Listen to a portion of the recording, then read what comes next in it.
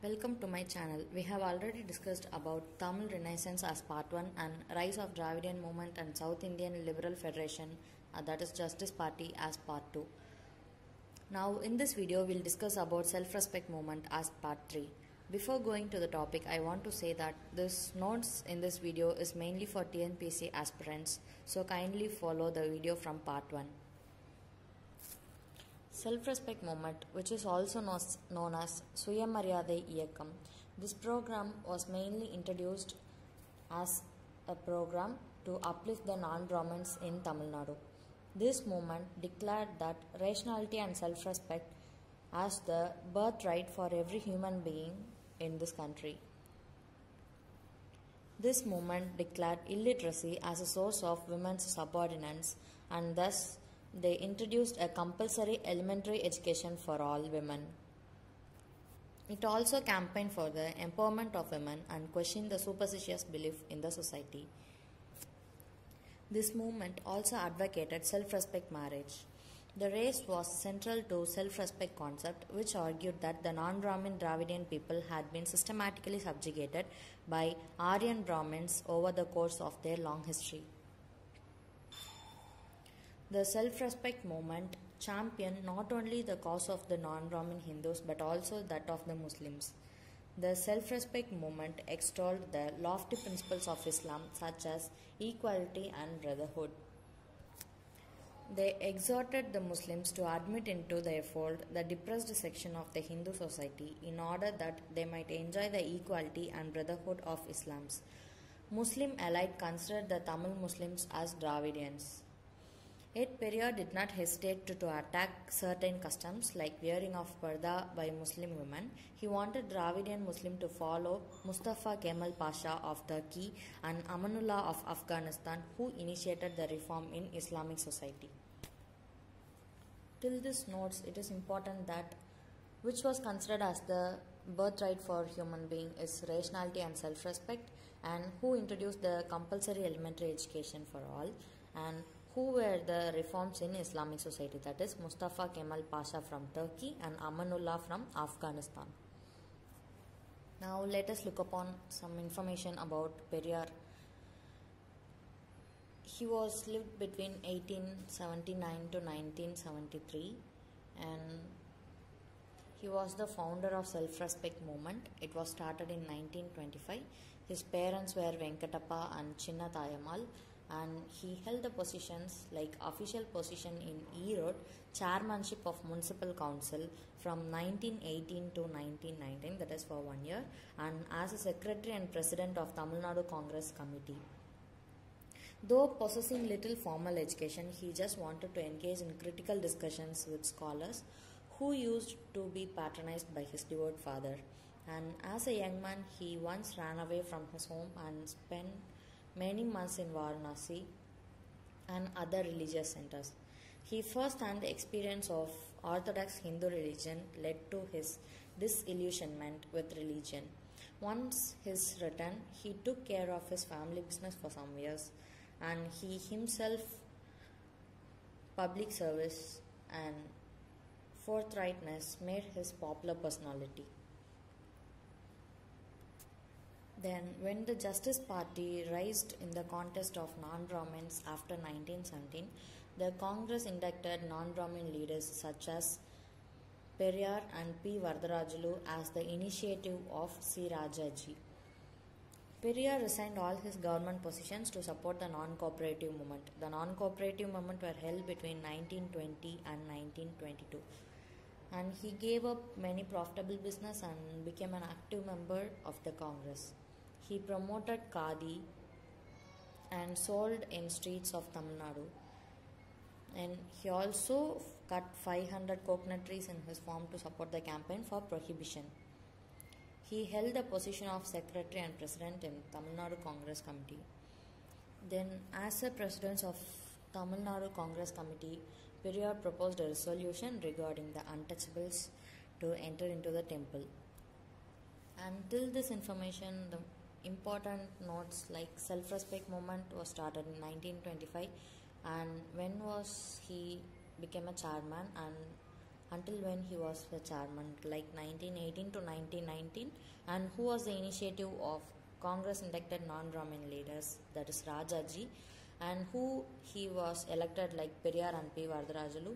Non-cooperative movement was held between 1920 to 1922. Periyar proposed a resolution for the rights of untouchables to temple entry because in the name of caste dharma and low caste peoples were denied access to temple and streets surrounding the temple. In Vaikom, which is in the princely state of Travancore and that is now present Kerala, people protested against this practice of caste dharma. In the initial stage, George Joseph of Madurai played a very big vital role in this protest, and after that local leaders were arrested. Periyar led the movement and he was also imprisoned. People hailed him as Vaikam Veerar, that is hero of Vaikom. In the meantime, he was also disturbed by the caste-based discrimination in the dining hall of Cheran Mahadevi Gurukulam, which is a school and was run by V.V. Subramanian, a Congress leader. So Periyar was disappointed when, despite his objects and protest against this discrimination, but the Congress continued to support the iniquitous practice in the Gurukulam. But Periyar was keen to introduce the reservation in representative bodies such as Legislative Council for non-Brahmins. He wanted to pass a resolution in the annual conference of Tamil Nadu National Congress Committee in 1925. It was held in Kanchipuram session.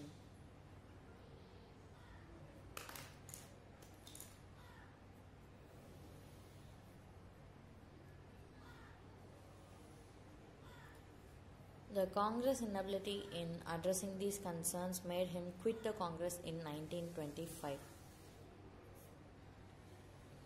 And Periyar started self-respect movement after quitting from Congress in 1925. While Periyar understood the relevance of mass communication in spreading rationalist thoughts, he started a number of newspapers and journals such as Democracy in 1925, Revolt in 1928, Puratchi in 1933, Pagutarivu in 1934, Vidudalai in 1935. That is, just remember the first year, that is 1925, when he started self-respect movement and he left the Congress committee. Then the difference is 3, then it's 5, then it's 1, then it's 2. That is 1, 2, 3, 5. Just leave 4. 1, 2, 3, 5. While the Kudiyarasu became the official paper for his. This Kudiyarasu is mainly for self-respect movement. And these newspapers also brought out multiple voices and ideas of non-Brahmins, women and religious minorities. Usually, Periyar used to write a column and express his opinions on social issues in each of his issues. He frequently wrote column under pseudonym of Chitraputran. And during this period, Periyar visited many countries and interacted with intellectuals all over. He visited Singapore and Malaya in 1929 to 30, 1 year difference, and Egypt, USSR, that is current Russia, Greece, Turkey, Germany, England, Spain, France, Portugal in 1931 to 1932. After Singapore and Malaya, 2930, 3132. And finally, he went to Burma in 1954 for 2500th birth anniversary of Buddha.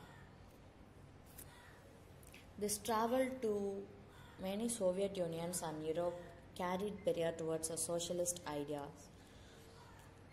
Periyar had a close relationship with Singaravelar, who is considered as the first communist of South India, and pioneer of Buddhism. And also in 1936, Periyar got Annihilation of Caste, which is translated in Tamil once it was obtained, and it was from Dr. B.R. Ambedkar. He also supported the Ambedkar's demand for He also supported the Ambedkar's demand for separate electorates for scheduled castes. In 1937, in opposition to Rajaji's government, he introduced compulsory Hindi in schools and he launched a popular movement to oppose it. That is, Rajaji brought a compulsory Hindi education, but Periyar opposed it in 1937. The anti-Hindi agitation was between 1937 and 1939. And it brought a big impact in Tamil Nadu's politics. It is still right now, right? And Periyar was imprisoned for his role in this movement. When he was in jail, Periyar was elected the president of Justice Party, and thereafter Justice Party and Self-Respect movement were merged, and it was rechristened as Dravidar Kazhagam, that is DK, in 1944. This is important. When Rajaji was the Chief Minister of Madras State between 1952 to 1954, he introduced a vocational education program that encouraged imparting school children with training in tune with their father's occupation. So Periyar just criticized it as Kula Kalvi Thittam, that is caste-based education scheme, and opposed it tooth and nail. His campaign against it led to the resignation of Rajaji. Then Kamarajar became the Chief Minister of Madras Presidency, and Periyar died in 1973 at the age of 94, and his mortal remains were buried at Periyar Thidal, Madras. These are the important points for self-respect movement and E.V. Ramasamy, that is Periyar. We'll see the remaining topics like Periyar's anti-Hindi stance, Periyar on religion, Periyar a feminist, Rettai Malai Srinivasan and M.C. Raja, and finally labor move in Tamil Nadu in part 4. Kindly subscribe for more information. Thank you.